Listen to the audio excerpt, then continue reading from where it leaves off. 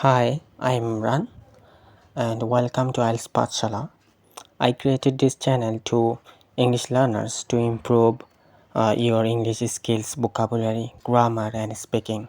Here you will find fun tongue twister. If you're ready to improve your fluency, make sure to subscribe and join the journey. Today we will focus on tongue twister, an amazing tool.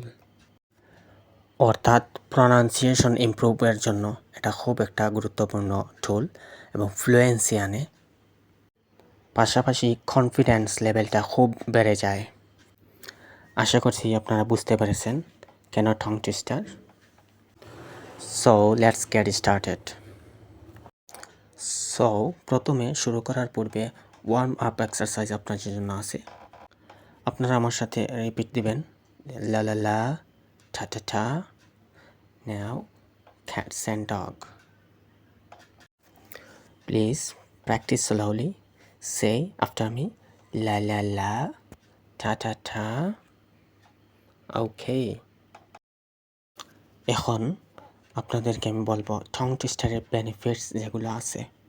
কেন যে এই tongue twister pronunciation clarity এটা কিন্তু খুব ভালো, যেমন pronunciation স্বচ্ছতা আনে, উচ্চারণে স্বচ্ছতা আসবে, প্লাস স্পিড বাড়বে, অর্থাৎ ফ্লুয়েন্সি। স্পিকিংয়ে স্পিড এবং ফ্লুয়েন্সি খুবই প্রয়োজন। এটার জন্য অনেকে আইএলটিএস স্পিকিংয়ে কম স্কোর করে ফেলেন। পাশাপাশি এই যে ওভারকামিং হেজিটেশন, অর্থাৎ হেজিটেশন দূর করতে হেল্পফুল হবে। এখানে একটা সিম্পল টং টুইস্টার এনেছি, যে এই যে আপনারা কি পড়তে পারবেন দেখেন তো এখানে কি বলেছে। ওকে, আমি বলি, এটা বলছে she sells by the seashore। অর্থাৎ আমার সাথে রিপিট করেন আপনারা, যে she sells by the seashore।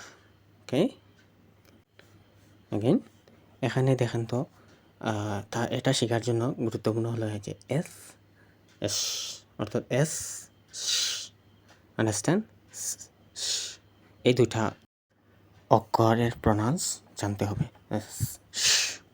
তাহলে এই যে এটা পড়তে পারবেন। অর্থাৎ she sells by the seashore।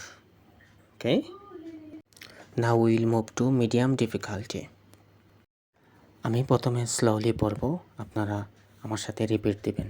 অর্থাৎ Peter Piper picked a pack of pickled peppers। ওকে, এখন ফার্স্টলি আমি পড়ব, এই যে Peter Piper picked a pack of pickled pepper। এই জন্য জর্তা হাঁটিয়ে উঠতে গেলে এই দুইটা ট্রিকি সাউন্ড জানতে হবে, যে পি অ্যান্ড খে, পি খে। আমি আবার পড়ছি, এই যে Peter Piper picked a pack of pickled pepper।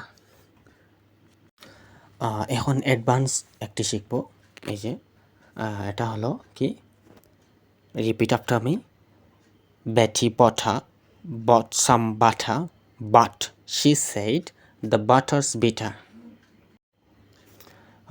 এখন আমি একটু স্পিডে পড়ব, আপনারা আমার সাথে রিপিট দেবেন।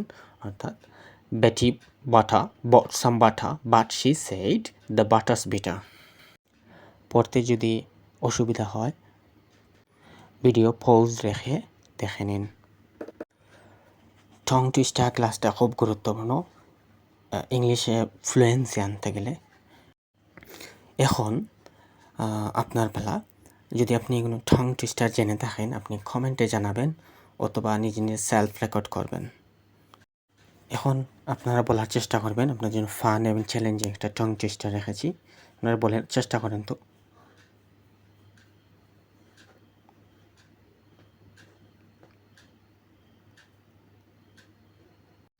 পেরেছেন? এটা হোমওয়ার্ক রেখে দিলাম, স্ক্রিনশট নিয়ে রাখতে পারেন।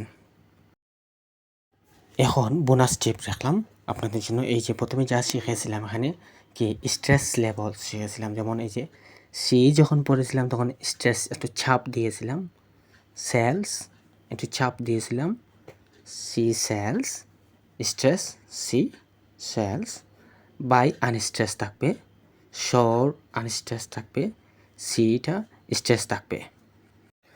অর্থাৎ she sells by the seashore. এভাবে কিছু কিছু শব্দ আছে স্ট্রেস দিয়ে পড়তে হয়। যদি স্ট্রেস লেভেল নিয়ে আপনাদের প্রয়োজন হয় আমাকে কমেন্টে জানাবেন।